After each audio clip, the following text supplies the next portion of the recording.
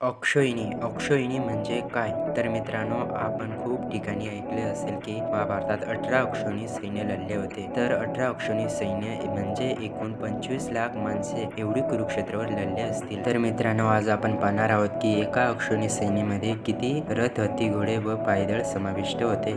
तर एका अक्षौहिणी सैन्यामध्ये 21,870 रथ, तितकेच हत्ती, 65,710 घोडे व 1,09,350 पायदळ समाविष्ट राहत असे. एवढे सगळे मिळून एक अक्षौहिणी सैन्य तयार होत असे. तसेच दुसऱ्या महायुद्धात काही शहरांसाठी झालेल्या युद्धात, उदाहरणार्थ स्टालिनग्राड, मॉस्को वगैरे, दोन्ही पक्षाकडून 8 लाख सैन्य लढले होते, पण ती क्षेत्रे विस्तृत होती. भारतीय इतिहासातील मोठ्या लढायात, उदाहरणार्थ तालिकोट, पानिपत वगैरे 4-5 लाख मजल गेली नव्हती. तेव्हा महाभारतातील आकडेवारी खूप अतिशयोक्त म्हटली गेली पाहिजे. व्हिडिओ आवडला असेल तर व्हिडिओला लाईक करा आणि असेच नवनवीन व्हिडिओ बघण्यासाठी माय इंडियन हिस्ट्री या चॅनलला सबस्क्राईब करा.